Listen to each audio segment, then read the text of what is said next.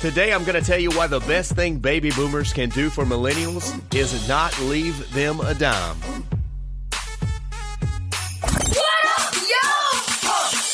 Basically make your head explode. Listen with caution. Let me start out by saying that in no way, shape, or form is this meant to be a stereotypical attack on millennials. I don't know of any other generation that's been criticized more. Perhaps some of that is our relatively young 24 hours news cycle that makes a living targeting certain groups, and some of it might be actual legitimate concern for the future of these young people.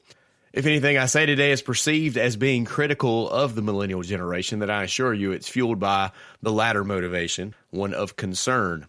Over the next 25 years, we're going to experience one of the largest wealth transfers in the history of the world. It's estimated that $68 trillion is going to change hands from one generation to the next as baby boomers leave their heirs an unprecedented amount of money. Now, the financial services world is licking their chops over this and preparing new and innovative ways to capture this money. Investment firms have special trainings going on right now for their financial advisors to teach them how to go ahead and cultivate relationships with beneficiaries so that there's a warm handoff of the assets. Statistically, it's actually likely that the beneficiaries are going to fire the current advisor and hire someone new as they inherit this money. So you can imagine that the financial services industry is hungry to solve that problem. Now, people within the financial services industries aren't the only ones banking on this wealth transfer. Studies show that millennials are banking on it as well, with the average millennial having the expectation that they're going to inherit $1 million in a most recent survey. So now, if that survey is accurate, think about the implications of that. If before you started college, you felt like you were going to inherit $1 million, would you be more or less likely to find innovative ways to pay for school that didn't require student debt? If you were a young professional about to start his or her career, would you be more or less likely to take off from work early or use all of your PTO time every year or, heck, even take a day off without pay? How about if you were someone that for the last 5 years or so, you've proven yourself to be a valuable asset to your employer, or maybe you ran your own business successfully, but that honeymoon period has come to an end and you've been contemplating a career move every day this week? If you thought you were going to inherit $1 million, how would that affect your decision making? Now, let's say that survey is only half right and the figure was like $500,000 instead. Again, how do you feel that's going to impact your decision-making ability? Do you think it's going to impact it? And if you do, how so? Now, in all my years of serving baby boomers as a financial advisor and a financial coach, I have observed two major fears among this population when it comes to money. Baby boomers' number one fear is that they become a burden on their family. A number of them have had to care for their own parents, and while they joyfully did this, they're burdened by the thought that this would be their own fate. They know statistically they're going to live longer, but that doesn't mean they're going to necessarily live healthier. And so they worry about running out of money and then becoming dependent upon others for their care.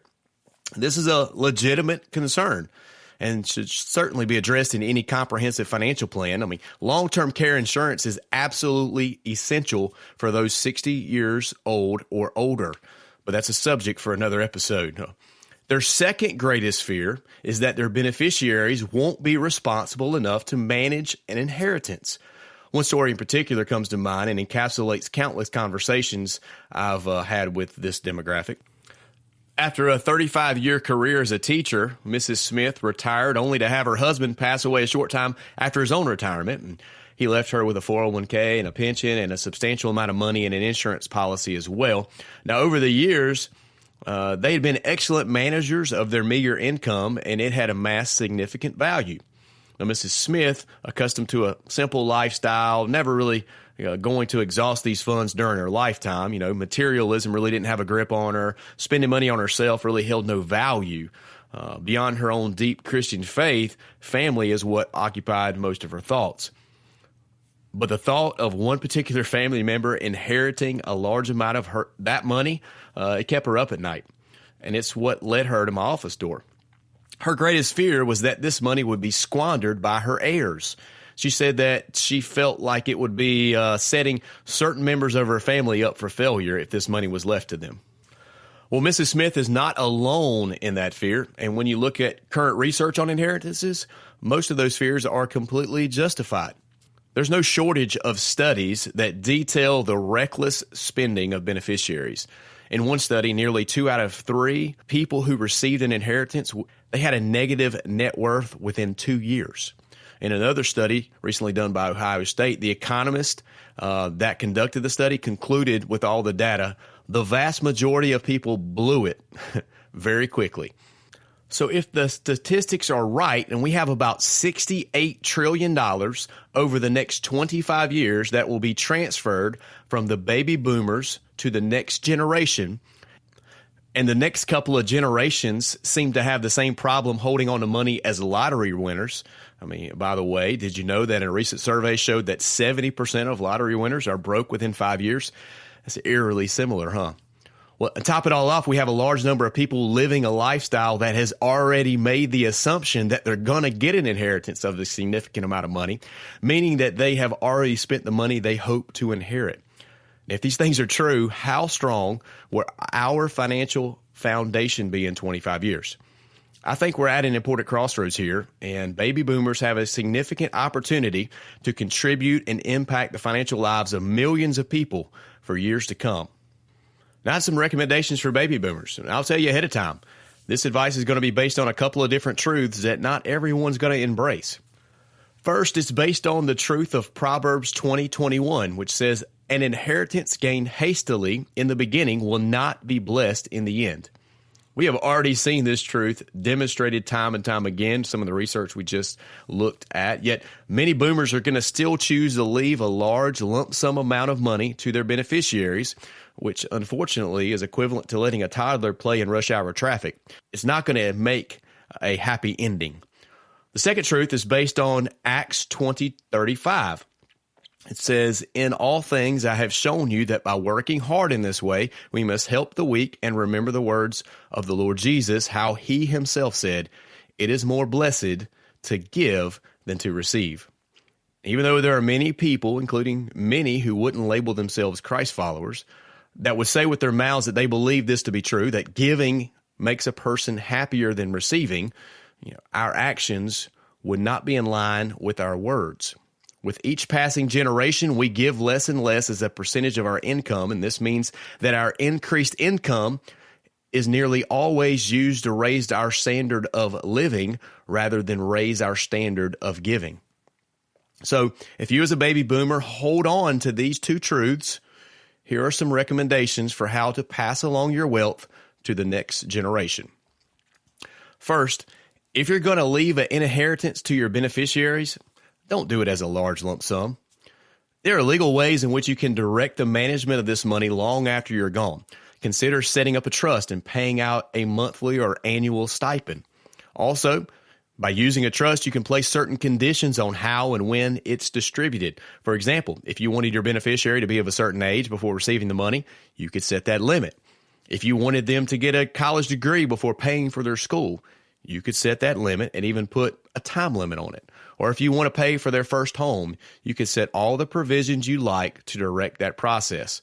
The bottom line is if you believe that an inheritance gained hastily in the beginning will not be blessed in the end, then you're going to do everything within your power to be sure that your inheritance is not gained hastily in the beginning.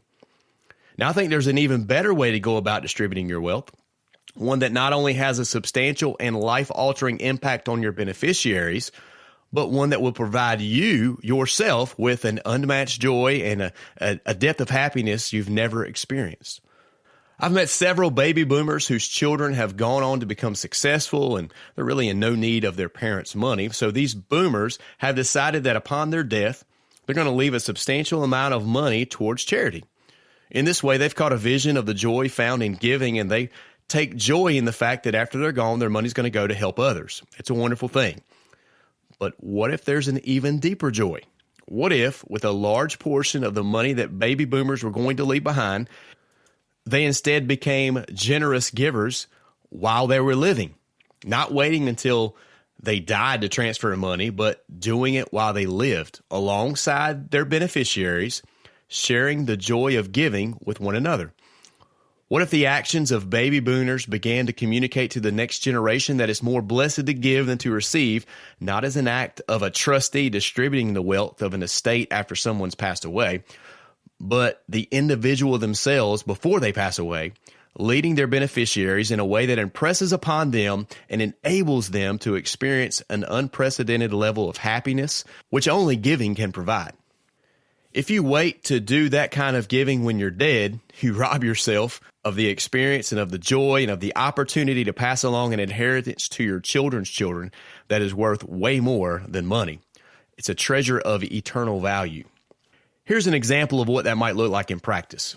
Randy is a baby boomer who's been retired for a few years now, and his intentional stewardship of income has created a sizable retirement account, one that far surpasses anything he'll ever need to live on. He has 2 daughters, and both of which have children of their own and are well provided for, so Randy is not concerned for the financial well-being of his children and their families.